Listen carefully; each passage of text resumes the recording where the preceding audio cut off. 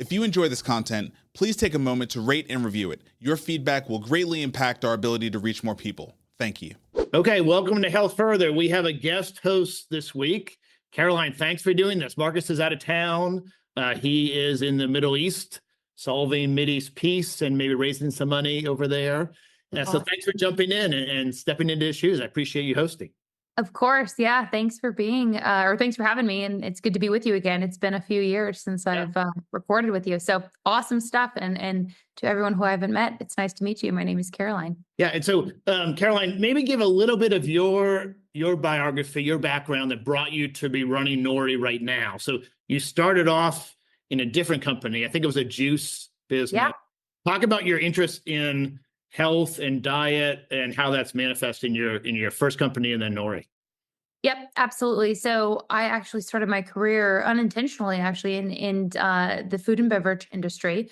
I started as one of the earliest employees of a juice company called Suja, which was an organic juice company that started in 2011, 2012 was when we launched products. And that company grew incredibly fast, one of the fastest growing beverage companies in history. And what was really unique about it was that we were really disruptive in that we were delivering organic fruits and vegetables, organic, cold pressed, very high quality juice to the masses, really is what it was. And so we were working and sourcing up to 400,000 pounds of organic produce every single week. So I got a very awesome crash course on not just product development and bringing a product to market and scaling it, but really, most importantly, the food industry. And I love that aspect of my learning and food, health and wellness industry, all of the nuances of working with different customers, all of the nuances of how do you produce a product, produce it safely and high quality. So that was very interesting, and kind of got bit also in that time by the entrepreneurial bug, I would say. And for those of you that are listening that have gotten that same bite, you know that it's really hard to kick. And so I've been involved in starting many different companies since, but have really focused on health and wellness ever since then. So spent a few years there. That company did phenomenally well. We were able to pass it on to other leadership. And during my time there, we started to integrate different what are called spore former bacteria or probiotics, right? So good probiotics into the juices to try and make the beverages even more functional and helpful for Americans. And so through that process, I was really introduced to the science and benefits and quality behind probiotics and also behind the entire gut microbiome category. So went through my own journey of how do you optimize your gut, optimize your health. My kind of phrase that I live by is that good health actually starts with gut health. It's foundational to human health.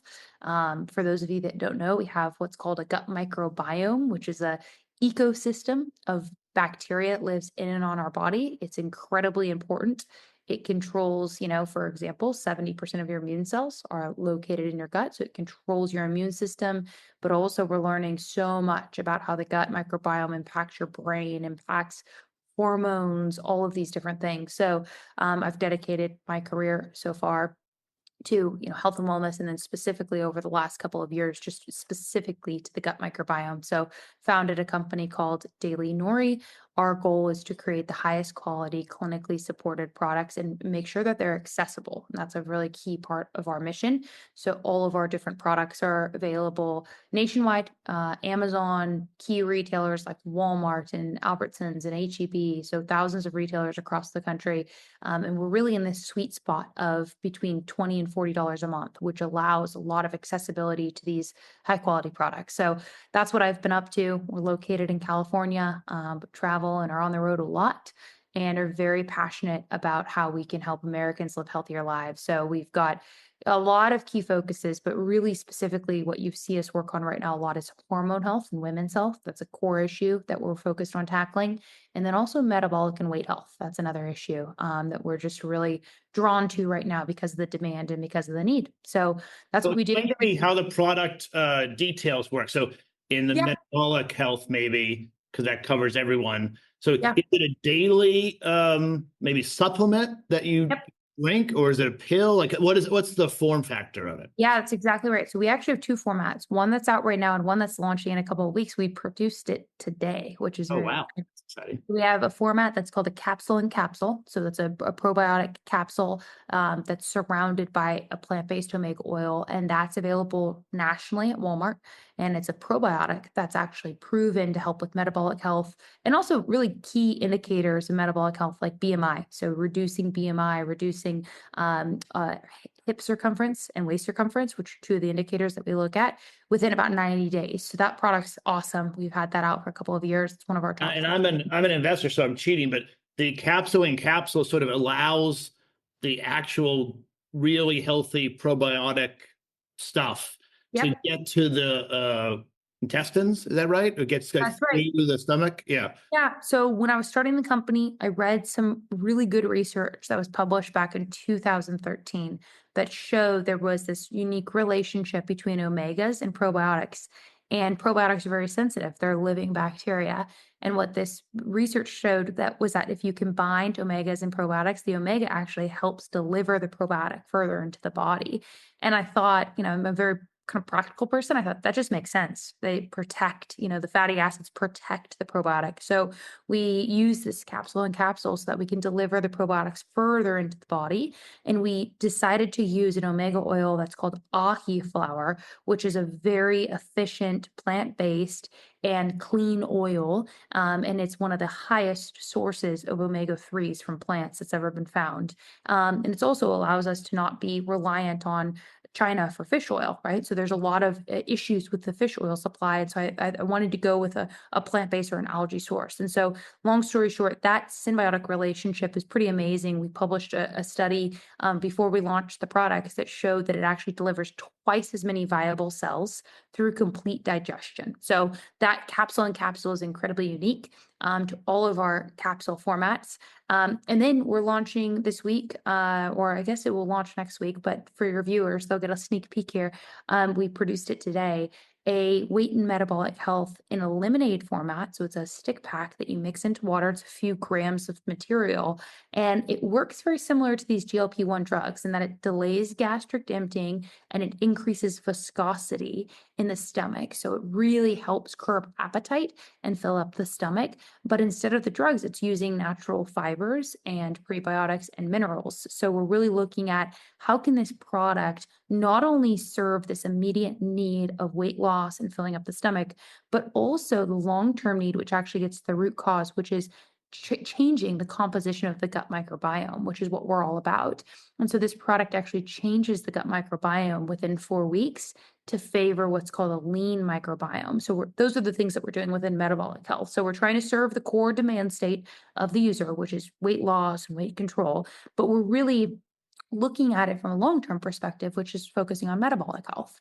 And obviously this is a crisis in our country right now. So that's a little bit of what we're up to. So if I were to, I'd like to get my BMI down. If I took one of your capsules or this new lemonade and I don't change the rest of my diet, do you have studies that it can make a difference? Or do I have to also eat, only lettuce and be good as well? No, I mean, all the studies that we've run have not changed diet or lifestyle at all. So we have communication that we can say you don't have to change anything, you just take this.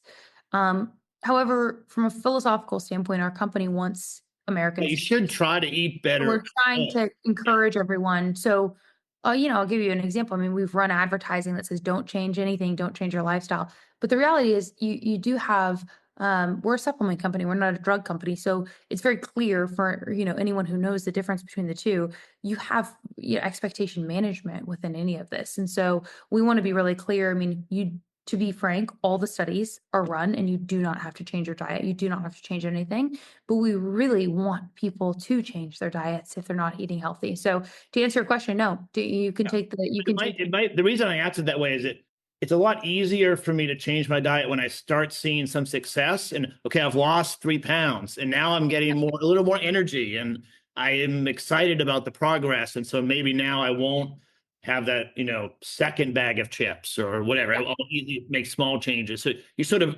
partner where they help the customer succeed as opposed to. Right.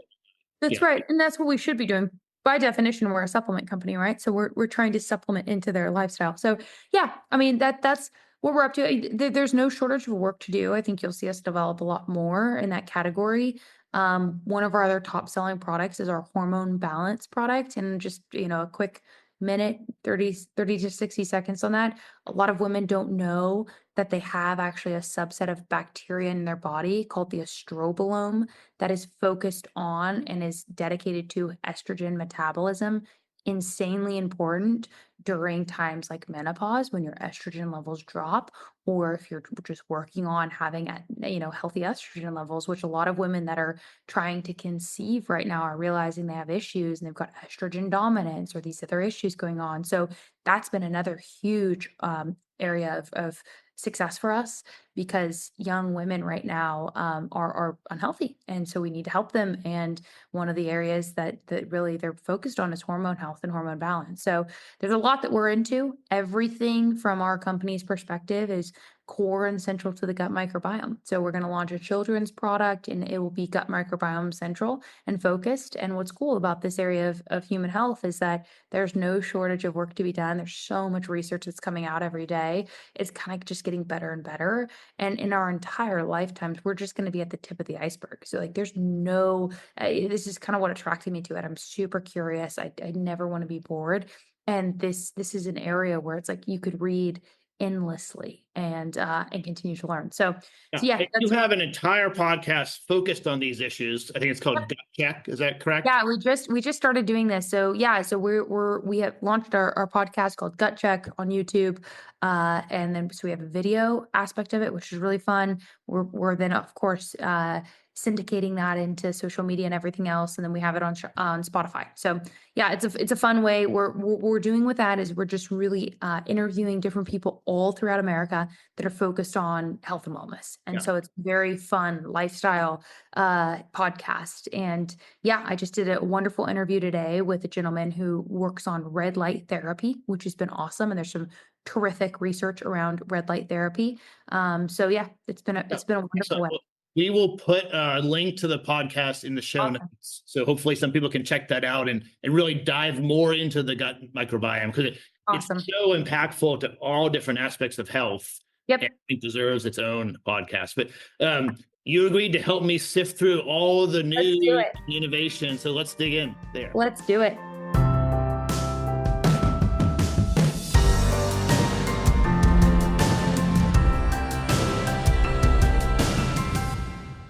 Okay, so it's been a busy week in the economy and politics. Trump has this habit of stating a really big, maybe shocking kind of news item. He did it with tariffs over the weekend. We're recording this on Wednesday. So he came out over the weekend with huge tariffs on Mexico and Canada, and then a slightly smaller tariff on China.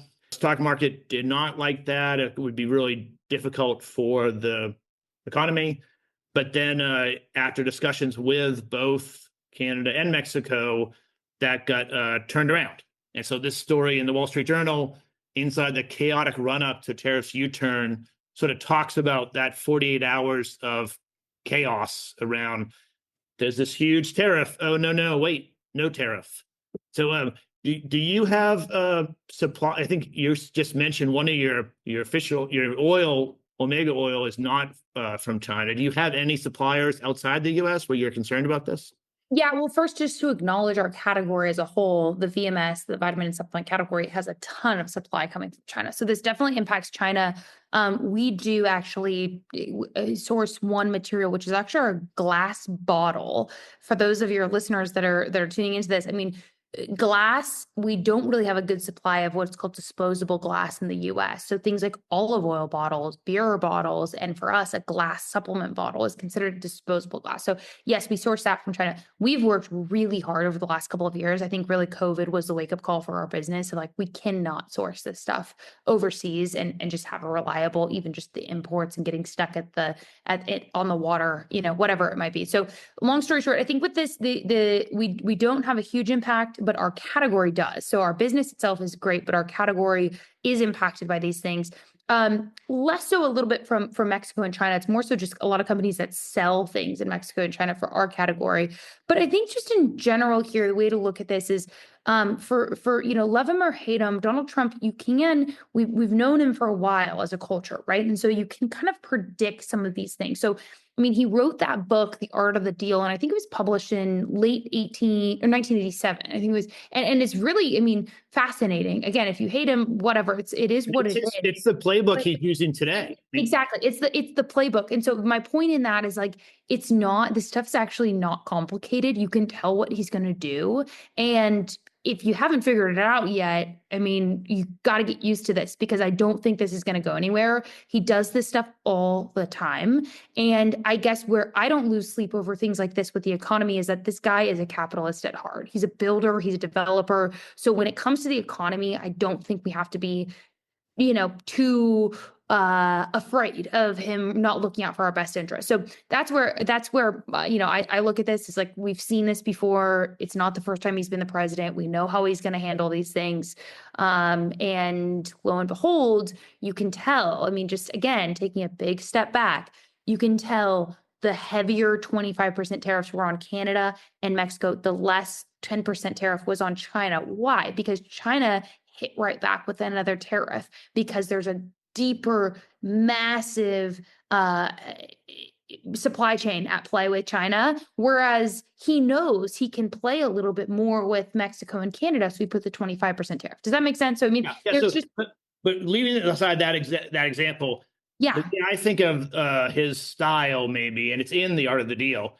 Yep. It comes out with like a huge, shocking thing. Yep. That is, maybe not all that possible, but he states it.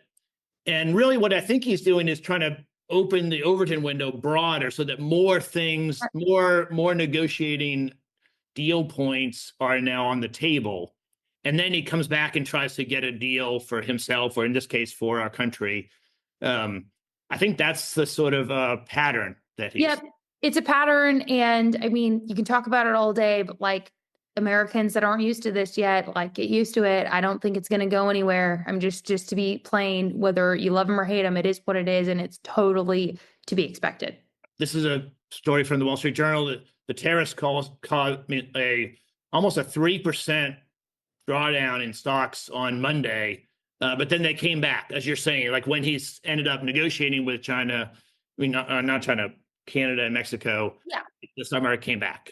And he's doing this over the weekend. I mean, this is what's crazy too. Again, get used to this. This guy's going to work 7 days a week. His team's going to work 7 days a week. You're going to do this over the weekend. It's just, you can't freak out when you see these changes because very little of them, the news cycle is going to change to this hour by hour cycle that we've seen the last couple of weeks. I actually don't think that's going to go anywhere. I think that's going to continue throughout this whole term potentially. Yeah. Right. Okay, and then China, as you mentioned, China retaliated yesterday. And again, this is going to be a multi-month negotiating process with China, I think, over time. So Trump started it, and now China's retaliating. I think there's going to be lots of back and forth through this process. Yep. I think this one, there's just so much more power and nuance to it. That's I mean, multi-month, if we're lucky, this will probably go on for a long time. Yeah. So I think what this is going to do, if anything, is, a lot of the business owners that I've talked to over the last couple of weeks, take it with a grain of salt. It's not like it's thousands of business owners, but it's a lot.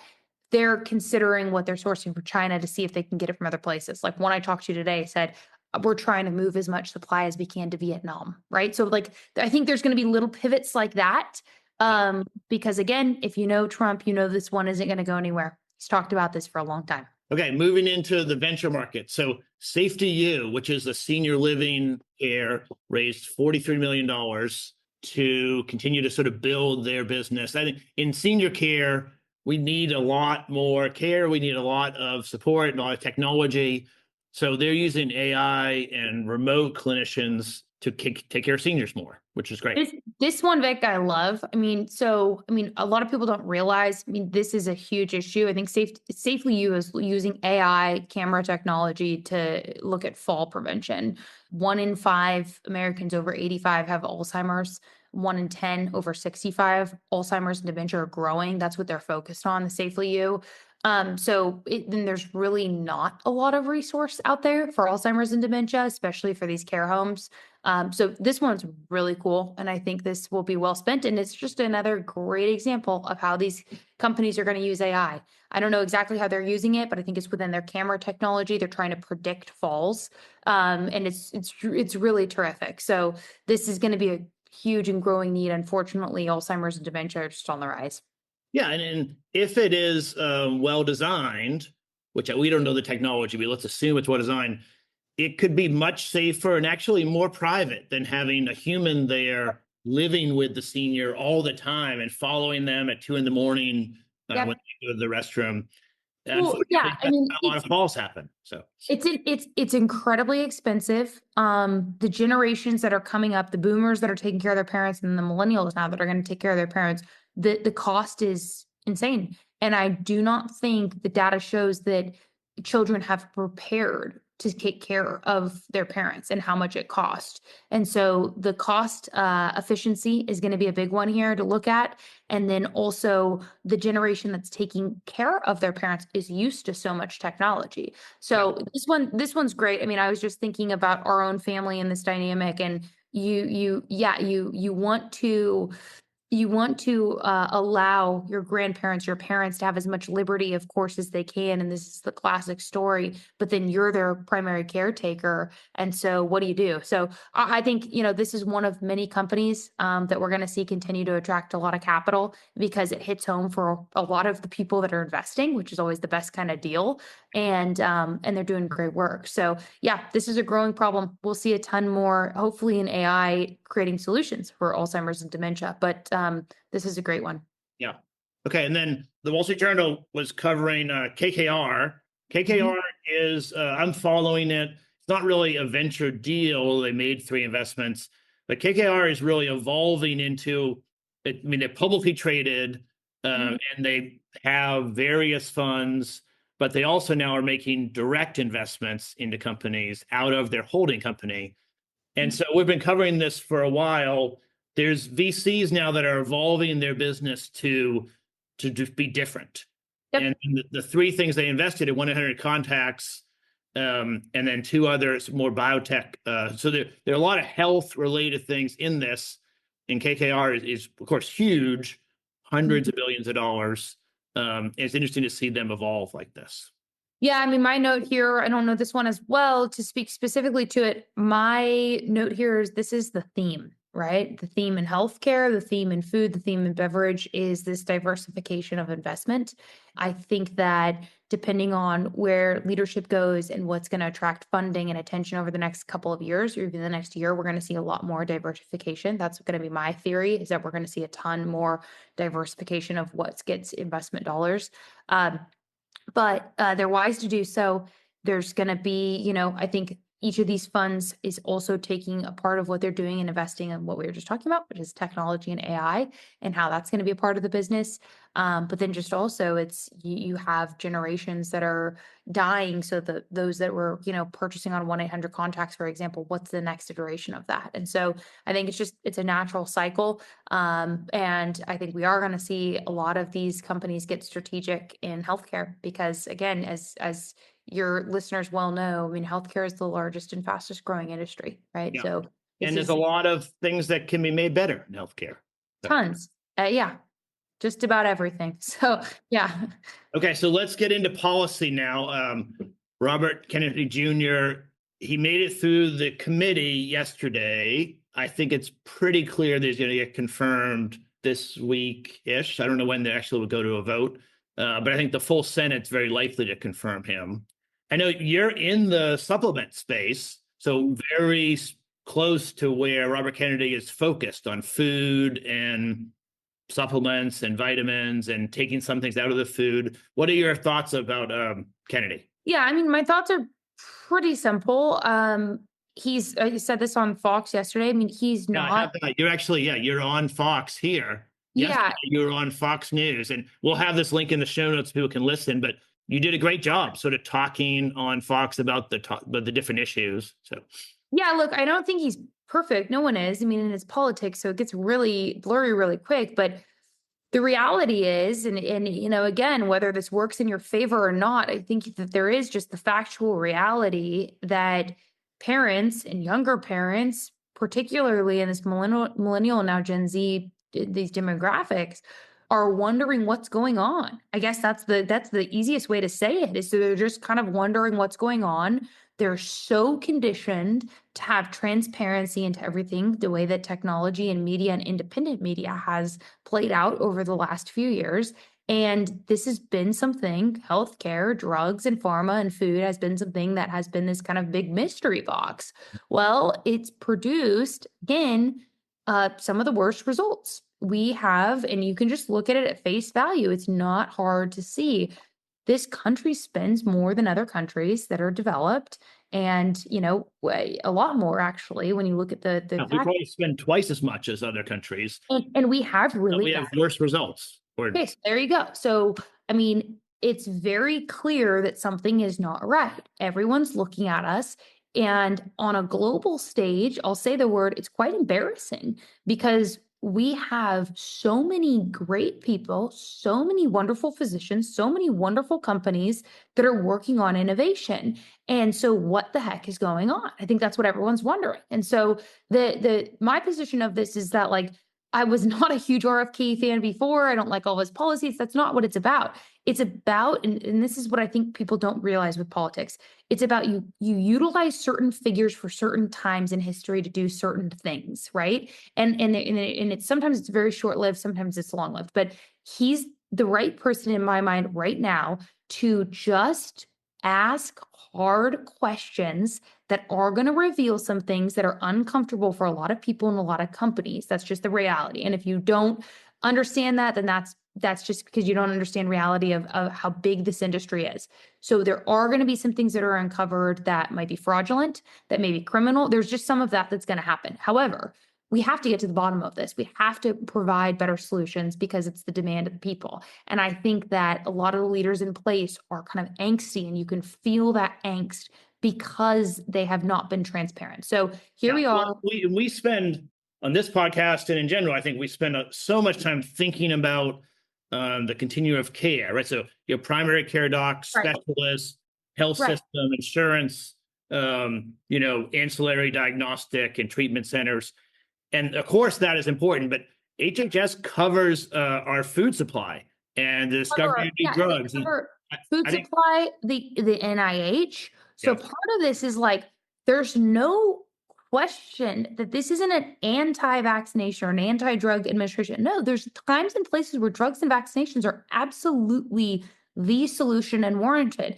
However, this also is a question of, we have an obesity and a metabolic health issue we have to get to the bottom of. We'll probably talk about that in a minute, Vic, but how do we get to the bottom of that sustainably? And it's not just slapping a Band-Aid on top of a Band-Aid. You have to look at the whole body and the root cause of these issues, and you have to treat the body as a whole. So that's what really a lot of this is it's kind of, to speak simply, it's getting way back to how humans were created, how we evolved, and how we were created to be healthy and what we need. So I think he's the right person. It's very nuanced. Of course, these Senate hearings are kind of just funny and kind of it's a show. I mean, everyone is sort of using their 5 minutes to get sound bites. Yeah. You can't, they're using their 5 minutes to reflect what a lobbyist or someone has paid them to use the minutes for. You have to be really careful about how every single one of these people are incentivized.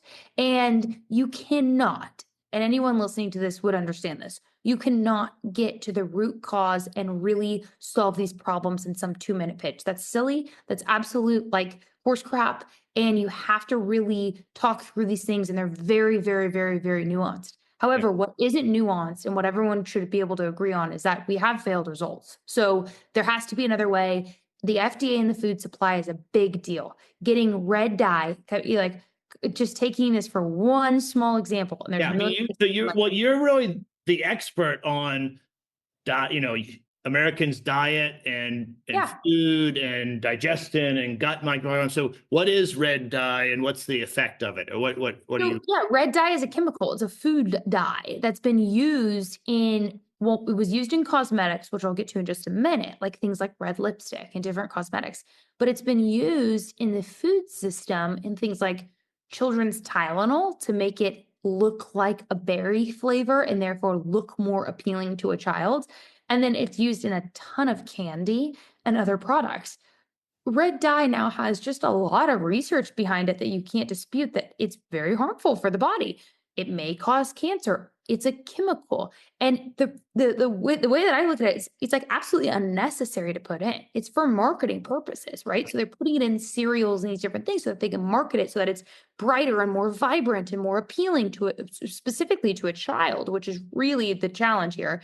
And it's just, again, it's not necessary. And this is where the US has just gone wrong with our kind of laissez-faire approach. There's some of it that's good, but with regulation, you look at the dyes in the US versus the dyes in the EU or the European Union, and we have 30 to 100 times more chemicals allowed in our food system. So I say that all to say these things aren't necessary in the food. They provide absolutely no nutritional value. They're used purely for marketing, and there's adverse events that we've seen from these things. So that and like the silly thing when you look at the facts is that we removed these dyes, this red dye particularly, and don't forget there's yellow dye, there's green dye. I mean, there's a bunch more that need to come.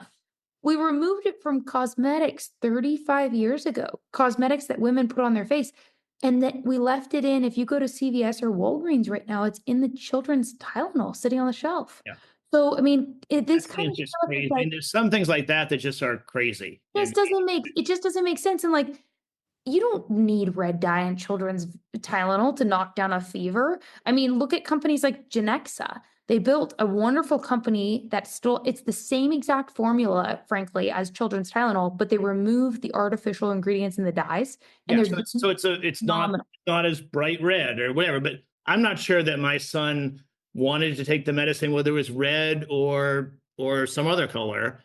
That's exactly right. And like as a parent, I buy Genexa. My baby has a fever. I'm totally fine giving them the medicine. That's totally normal.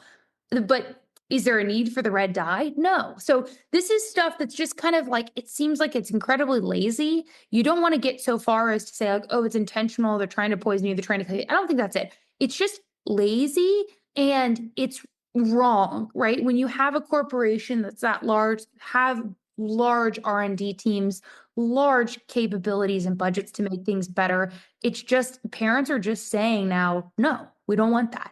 And that's wrong. And well, I think what FDA is saying is the Food and Drug Administration should stand in the way and say like these things should not be in our food system and these things can be.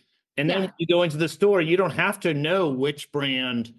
Well, it's not where the rubber meets the road here, Vic, is like, I think about this all the time. I'm someone who's really well educated in all this stuff. I've spent 10 plus years working on all this stuff. I just had a baby 10 months ago. She's just eating. I'm just really like trying to, feed her these things. If you take a parent who maybe even a single parent, but any parent who has multiple children, is working maybe multiple jobs, but even just one job, you do not, and I'm just speaking plainly, you do not have the time it takes to go throughout the grocery store and read everything. It's impossible. It's not fair. It shouldn't be that way. We should be able to trust our food system so that you can just go and pick things up and you're not concerned about them, period. It's like you should be able to shop like you shop in Europe, where you're just throwing cereal into your cart and not worried about this nasty ingredient in it. And it's not practical to tell parents that they need to read every label in the grocery store. They don't have enough time. That's not a fair model. So yeah, the FDA does need to step in and they need to clean it up. And I think RFK will help with that. It's very clear, like if anyone has seen or followed Donald Trump, the guy eats McDonald's and Diet Coke. So this whole notion of, oh, they're going to take what we eat and they're going to change the options on the shelf. No, I think all the options will still be there. I think it's just there's a little bit of cleaning up that we need to do around the ingredients that are in the foods. And if something is very harmful, we should be putting a warning on it that just tells the consumers that, hey, this is proven to be harmful. So I think it's not as dramatic as everyone seems to think. I think it's just we have to take some really, really constructive steps forward. Yeah. Well, I'm hopeful that that's where Robert Kennedy will go. Yeah, I am too, but we'll see. The CDC this week, I don't know why, but they removed a bunch of data and Fierce Healthcare was reporting that a physician group sued to get it put back up there. And so the CDC removed several data sets that were tied to maybe slightly more controversial research things. But I think it is not how I want my government to be, to sort of be removing data. More data is good, I think, in general. I'd agree with you on that. I would say more data is good. I didn't see this one. I didn't look into this too deeply. I think that there's a lot going on right now, obviously, with the transition of who's in charge and who's in There's charge. a lot of back and forth, and I think it's good that physician groups are being heard, and hopefully the Trump administration will put data access back. I think providing data so that researchers can do research seems like a net positive. We definitely should have the data out there.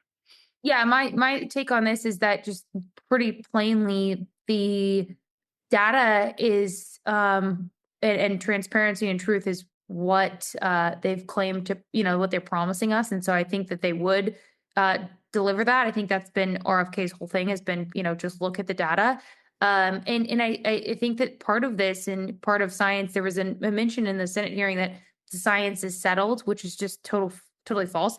Science is never settled, right? I mean, that's the idea of science. So more is better here. And you have to just continue to wrestle through the learnings and again, try and deliver the best results and solutions to the people. So I'm hopeful that this data blackout, as Fierce Healthcare is calling it, was sort of in the transition from one administration to another. Something got changed, but I think it should be put back, and we'll see. They did sue to try to get it back.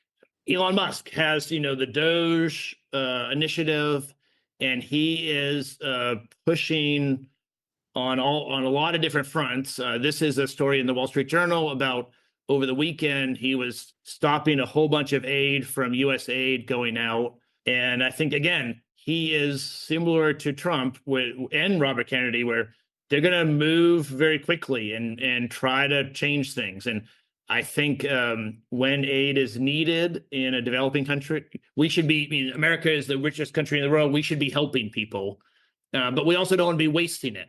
And so there's a pendulum or a middle ground there. I'm not sure Elon is all that subtle of a person, but hopefully we'll get to an answer that is good. He's trying to save $1 trillion a year. And so there's going to be lots of wringing of hands, but hopefully it'll work out in the end.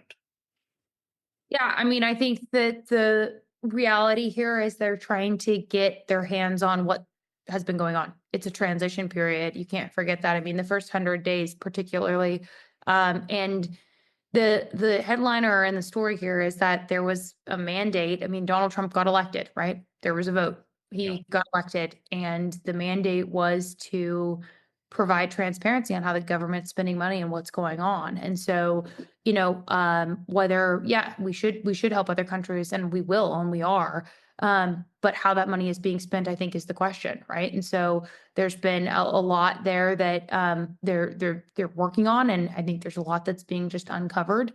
And to your point, Elon Musk is not a settled person, and we, love it or hate it. I think the reality is that you know what to expect from these types of leaders at this point. And so I think we're just going to continue to see more and more of it. I think the interesting thing that's, very fascinating is how young the leadership is all of a sudden. So, I mean, Donald Trump isn't a young president by any means. Elon Musk isn't necessarily young, but the leadership and a lot of the staff is very young, which is interesting. So that's obviously been in the headlines over the last 24 hours or so with Musk. When the press secretary, I can't think of her name right now. Caroline Leavitt, yeah. Yeah, she. I saw her one day. She was really very impressive and fielded questions with, I don't know if she had like one page of notes or no notes, but she didn't have a lot of notes, and she was very responsive and answered things. Yeah. These are people that are on mission, have the kind of transparency, momentum, and tailwind such that you can It's like talking to someone when you know the truth and you're just going up there, that you're confident in something, you can go up there and you don't have to stumble, you just go. And I think that's what you're seeing. So yeah, I mean, The reason I thought of her, I don't know how old she is, but she didn't look very old. no, she's the youngest press secretary in history. She's 26. So I think 26 or 27, but she's the youngest press secretary in history. And that, I mean, talk about a stressful job. That's a stressful job. I mean, that's really tough. So yeah, it's an interesting group. But yeah, I mean, the lightning speed here, the reason I bring that up is because there's a lot of young people behind this that are moving really fast that no one will see, but they're all behind the scenes. Yeah.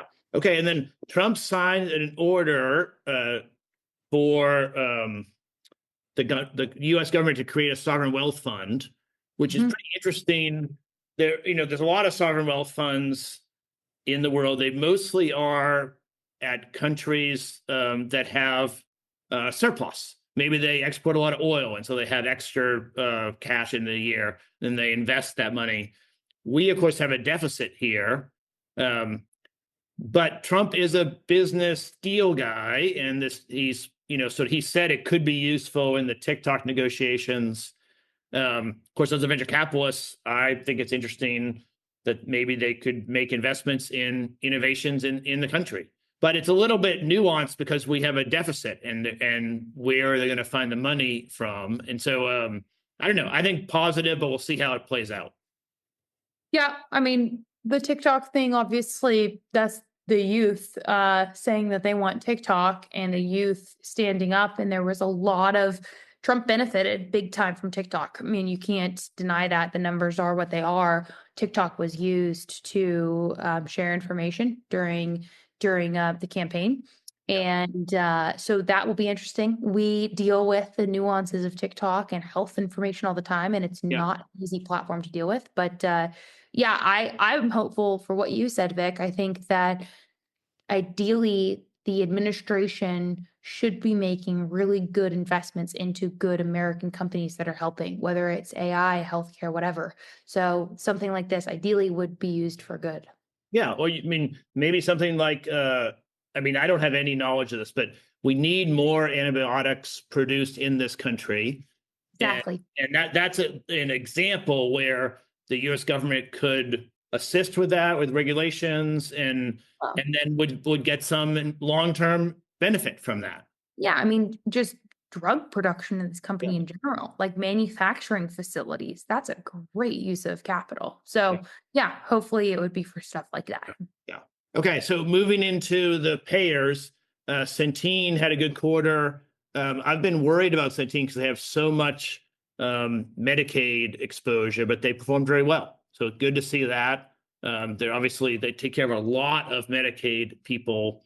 So they continue to push along at $280 million in profit. And then Teladoc acquired Catapult Health. Catapult Health is sort of a preventative care, a lot of virtual care for chronic disease and preventing chronic disease or helping people reverse it. What do you think of Teladoc buying Catapult? I think there's just going to be more and more of this happening. These kind of just mergers and acquisition within tech and health tech. We've seen this a bunch. So I think it's interesting. My only take here, this isn't my expertise or area of expertise at all. My take here is something like Teladoc. I think it's just going to be interesting to see how all of these companies begin to use AI. You should see them, talking a lot about that in all of these press releases and in the future of all of these types of services. Just because this is where, when we talk about AI and healthcare, I think where the rubber can meet the road a lot and help physicians. So yeah, and Teladoc, of course, was really the first big, strong telehealth provider, but that is kind of very common now. And so I see them acquiring Catapult. They did another acquisition earlier to try to add their capabilities and sort of grow into sort of a more holistic set of things. Really. So. Yep. And I mean, when you're the first mover like that, you should be diversifying. So yeah, I mean, as a shareholder, that's what you want to see. You want to see diversification and just building a really strong base, which it looks like they're doing here. So yeah. Yeah, I think maybe they were a little slower than, I'm not a shareholder, but a little slower than they should have been. But now they've woken up and try to That's how it goes, Vic. Most are, and then they wake up. But yeah, that's it's good to see that they're moving. Okay, so this story and the research paper that we're going to cover next, you suggested, which I think was great. Yeah. Research about GLP-1s, and that people, even if they have diabetes or they have chronic disease, they stop taking the GL1 within a year. Yeah. It was published in the USA Today. I'm going to share that, but also we have this more scientific paper, which I think has more actual detail in it, sort of tracking the study. What was your takeaway, or what do you think is interesting from this? Well, I thought a couple of things were interesting. The reason why I suggested we talk about this for a minute is obviously these drugs are top of mind for most healthcare companies, healthcare providers, consumers, everyone. The couple of things just to point out kind of as we dive into this. One thing that's interesting is that there were over 125,000 patients. I thought that was awesome to see. Yeah. And this was from 2018 to 2023, I think, if I have that right. So it was a few years. So this has got to be one of the best studies on GLP-1 drugs that we have. I mean, that's definitely one of the best ones that's come across my desk. So I think that was really good to see. Not surprising. I mean, we're as a company, so just to explain my bias here so that everyone can understand it and they understand at the beginning, we're really focused on how do we solve this problem holistically and long term. So we've been really looking at this category specifically to pinpoint and kind of kick the tires on what's not working with these drugs. Okay, so just to understand so that everyone can see it from my perspective. Like if you could deliver the same results, the holistic, natural, non-pharmaceutical solution, that would clearly be better. So exactly. So I mean, people are stopping these drugs for the findings were that one, they lost weight, so they got off of them. But I think the bigger things here to really look at is that obviously there's people with type 2 diabetes that are taking them. And then there's a lot of other use cases. My concern, just to state it plainly, is that outside of the diabetes, there's a lot of just abuse of these drugs that's going on, right? There's just a lot of that. And these drugs have significant side effects. And so, yeah, it's sort of a gold rush for the drug companies, but there are some pretty significant side effects that have to be considered. So is there a time and a place for these drugs? I think yes. My perspective is yes, there is a time and a place for these drugs. And so I'm not against these drugs at all. However, it's like, again, one of these situations where it seems like the pendulum has just swung kind of way outside of control. So the discontinuation rates are interesting because there was two things to take into account here. One was the cost, and then the other is, of course, the side effects. So there's people are losing weight, so they're getting off of them. We are seeing, though, that a significant portion of users of the drugs regain the weight, right? That was what I was going to ask, is like, if it is the case that you have a BMI of 35 and you lose 100 pounds and then you don't need the drug anymore, that's a win. Like that's the exact purpose. But then if you gain the weight back within 6 months, that might even be more stressful on the body and harder on health. Well, that's exactly right. And that's what we're seeing in a lot of instances, because the drugs in this is the point here. They're not getting at the lifestyle intervention that you have to face at one point or another. There's no way around the way that the body was created, right? And so you can put these different things into your body and they do impact the body. They do help to a certain degree, but you will come off of them. And so our perspective of this, and two other points here to mention, the drugs are incredibly expensive. An average American, I mean, you look at the studies, JP Morgan's done some really good research on this. A lot of other people have published research on this, but it ends up being somewhere north of $1,000 a month, somewhere, without insurance, $1,400 a month is kind of the ballpark that you'll see on a lot of these reports. Of course, give or take a little bit. That's not affordable for an average American, period. It's just not. That's not affordable.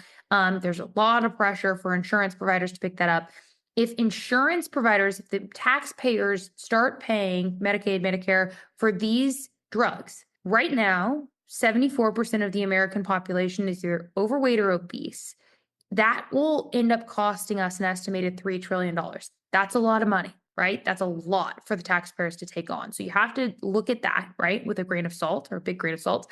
And then the side effects as well are pretty significant.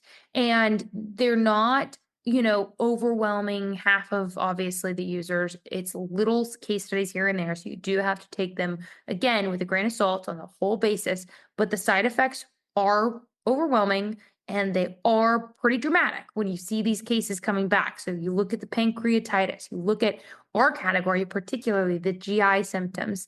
We've seen an uptick in sales in probiotics and these other digestive aids because there's huge digestive issues that these drugs cause when you begin to take them and you don't change the way that you're eating. You don't change anything about your lifestyle.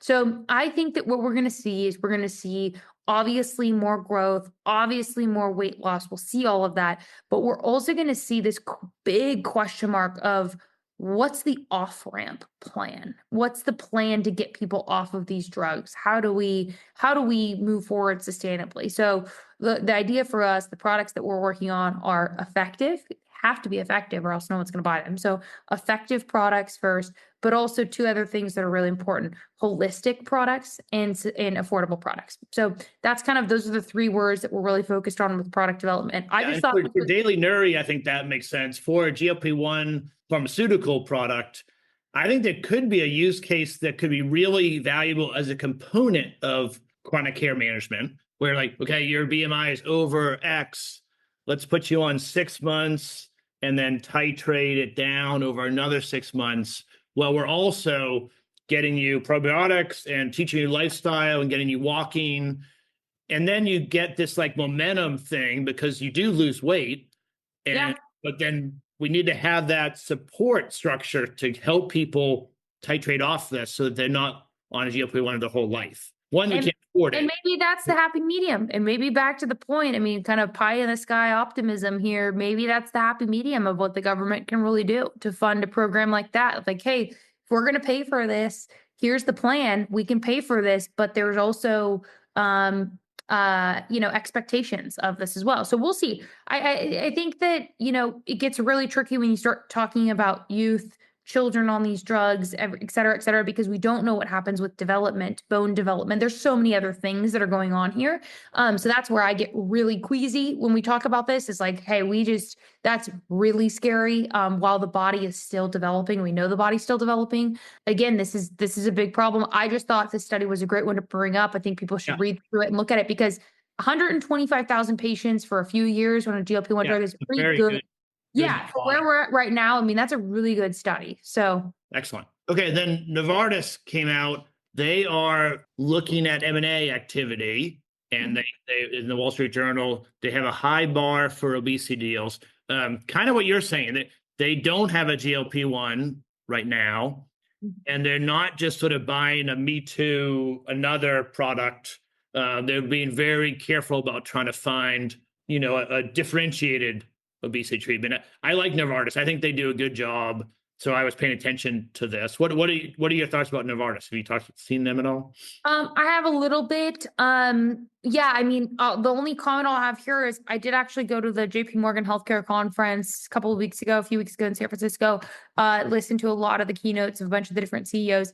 There's the only thing that I'll say that's kind of worthwhile or even incremental to what you said is just there's a lot of innovation and companies trying to figure out how to innovate or to acquire in this space so that we're going to see, I think, a lot of activity.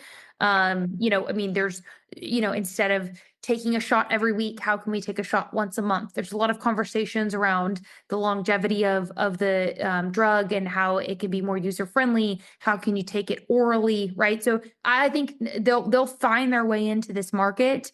And I think we're just going to see a bunch more innovation, but then a lot of M&A activity. So that's all I'll say, Vic, not too much else to add. Okay. And then there was a story yesterday in the Wall Street Journal again that Merck had to reduce their forward guidance for revenue because their vaccine against the HPV, Gardasil, I think is how you say it, is not getting the sales in China that they expected. So the way they talked about it is they send the drug to a distributor in China, kind of like their supply chain, and it's not getting the pull through.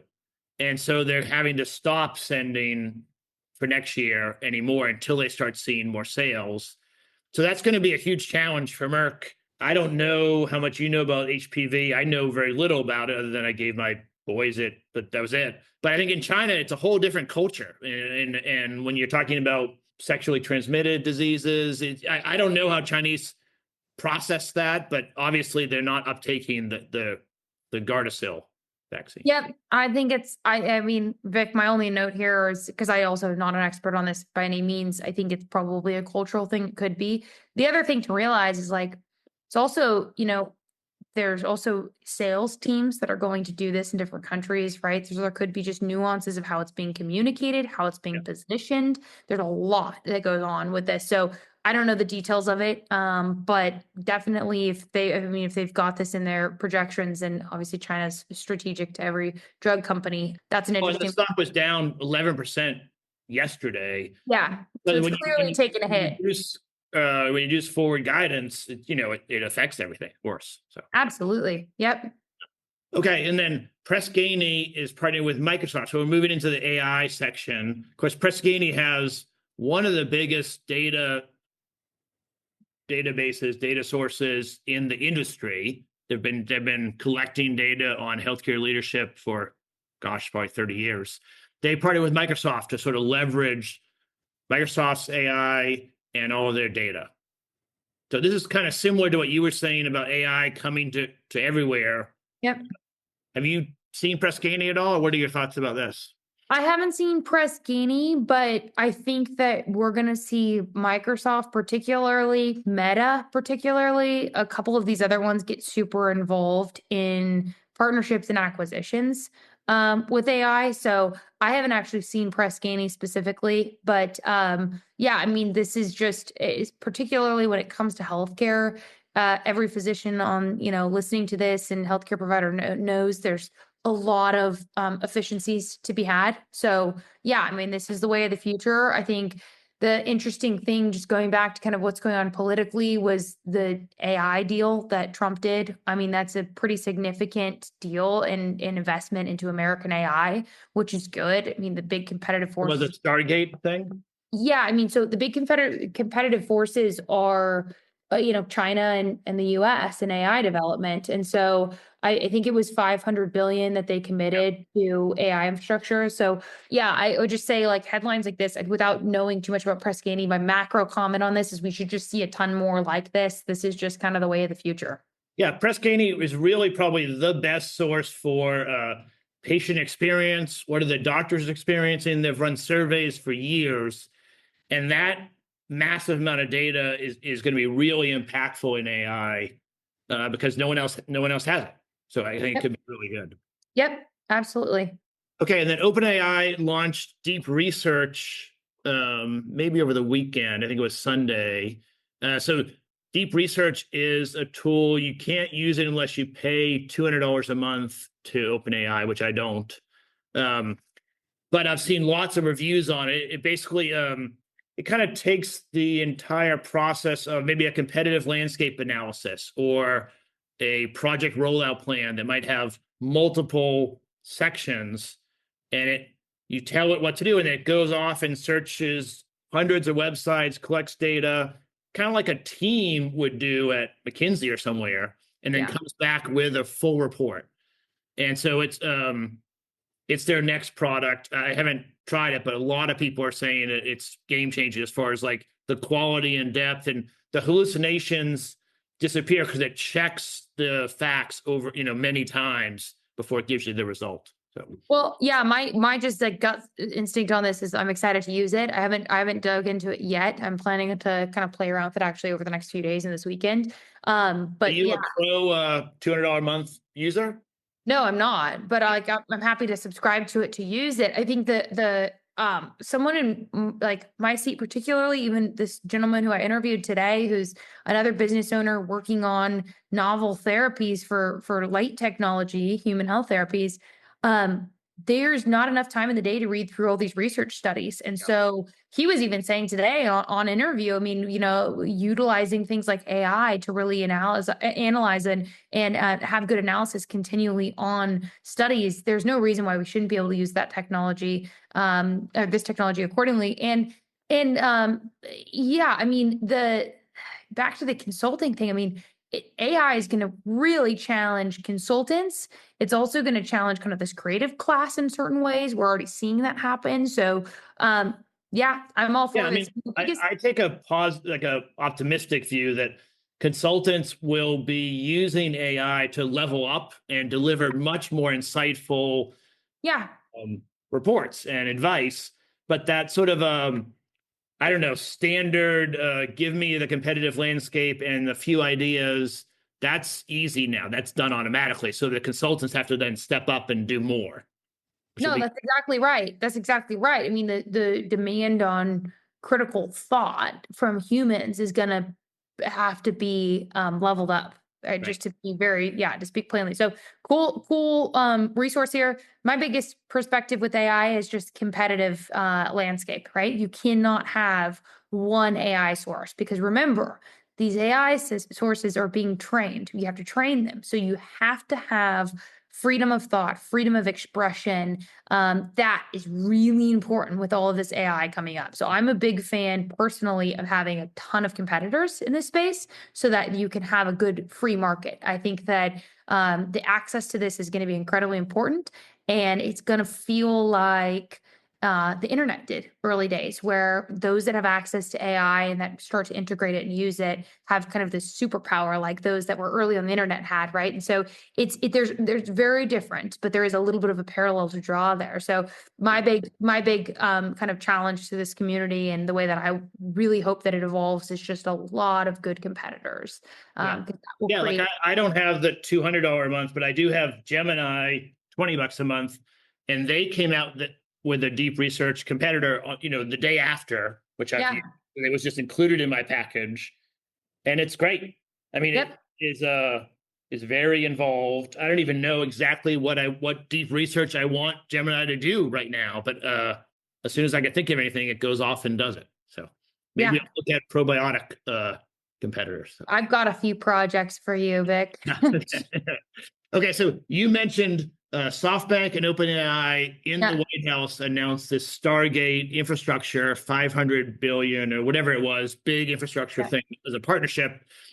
And then the Wall Street Journal's saying on Monday that SoftBank is now going to be selling OpenAI ChatGPT in Japan. And they're sort of assigning 1,000 employees to sort of work on bringing it to the Japanese market, which is pretty interesting. So. Yeah, I think cool. We should see this all across the globe. Not a ton more to offer on that. This is what we want to see. You want to see this across the globe, not just in developed nations, but hopefully developing nations as well. That's really important. Yeah, and SoftBank is really kind of another investment platform. We talked about KKR earlier. They're a different animal, but they have so much reach across all different technology companies. They're really now a effective player in AI, even though they didn't actually write a line of code. Okay, and then Google came out with their earnings yesterday, and like Microsoft last week, they missed earnings. Their revenue's slowing. They don't have enough supply of their cloud services, and so they are not able to provision for all the demand that's out there. Their CapEx is $75 billion in 2025, so they're definitely building more. But it's interesting. I think Amazon will come out in a couple of days, so we haven't heard from them yet. But Microsoft missed, Google missed, and we'll see what Amazon does. But there's just a lot of pressure on these cloud providers. Yeah, I mean AWS and all of them. They'll bounce back, right? I mean, it's just a matter of I think there are more competitive forces coming in here. But yeah, it's interesting. One side thought here, again, I don't have a ton to add here, but the one side thought here is just the data centers and the impact that AI is going to have too, which is really interesting. So yeah, that's why they can't keep up with the demand. There's so all of these guys are going to have to just adjust. And so just expect it to go up and down and be a little bit of a roller coaster. I think that's just inevitable when you have new technology come out and you have all these companies. You saw like Zuckerberg, with Meta's team particularly did a ton of layoffs and is doing a ton of restructuring right now so that they can focus on AI, right? So It is the priority for 2025, and he's pushing other things aside. So that's just going to happen at Meta, at Google, at Amazon, all of them. So this doesn't shock me. I think it's just going to be a little bit of an adjustment for everyone. Yeah, and then the Wall Street Journal had a comparison, which I thought was good. Sort of a reporter looked at ChatGPT, Claude, and DeepSeek, and sort of talked about the pros and cons. She actually uses all three for different purposes, and we don't need to go through the whole thing. But the comparing and contrasting I felt were really helpful. So if you're listening and you want to let me dip my toe in and try one of these, it might be useful to read this article just to see where you should spend your time. So, for instance, Claude, and I didn't realize this until this article, it has a feature called projects where you can put a bunch of files about maybe probiotics and products and press releases, and then it'll just search within that set of documents, and it becomes almost like a thought partner with you around that. And I have a Claude account. I just hadn't tested that, so I went and tested it. It's pretty good. It's not really deep research, but it allows you to almost tell the AI what to look at. These are the things I'm interested in, and then it uses, of course, it's AI algorithms to understand at some level all those documents. Yeah, I mean, my perspective of this, I've used only a couple of these platforms. Probably start using more and more as they continue to evolve and go. But I think this is how they're going to be used, right? I think there's going to be certain platforms that are good for certain things, because there's going to be specialties that are developed in each of them. So this is a cool analysis and comparison. And I think there's just going to be kind of a lot more of these because, again, as people get used to using these tools they've never used before, they're going to have to also be taught how to use them. And, for each of their specialties, whether you're a healthcare provider, whether you're a practitioner, you're a doctor that has 3,000, 4,000 patients, right? How do you use these tools well? So I think that's just going to be kind of the next phase of this from a marketing perspective, is just even how do we use them? Yeah. And I don't know, maybe this analogy works, maybe it doesn't, but as social media evolved, right? At first there was just social media. Yep. But now there definitely are differences where Instagram is really good for some things. TikTok is good for other things. X, Twitter is good for other things. And they have different purposes. And so people might prefer one or the other. And I think AI is going to be the same, where they're sort of tuned to particular use cases. And then if you do that a lot, then you start to use that more. It's not that you can't look on Twitter for something that would be best on Instagram, but it's not that same kind of visual medium. I agree with that. We'll see, right? We don't know. I don't know, but I think that's a good way to look at it. And I think that's a healthy way to look at it. It goes back to the point that I made, is my perspective is always more is better when it comes to competitive forces, so that there can be the best product possible, right? That's what we need, particularly with this industry that's could be pretty scary depending on how you look at it. So we just want as much competition and the best product on the market. Well, Caroline, thanks for doing this. Thank you, Vic. When can I try the lemonade? When's it going to be in Walmart or Amazon? We produced it today, so I will have some to you next week, but consumers they should be able to buy it February 17th on Amazon. So we're launching ASAP. Clearly, provided everything we talked about today, there's no shortage of demand for metabolic health in our beautiful country of America. And so we're trying to get this product to market as soon as we can. But yeah, it'll be available over the next couple of weeks. Yeah, excellent. Well, we will have in the show notes a link to your website and the podcast. Thank you. And from there, they can find you on Amazon and everywhere. Thank you, Vic. I appreciate it. It's great to see you. Thanks for having me. Thanks for making time. This was great. I really appreciate it. Of course. Talk to you soon. Bye.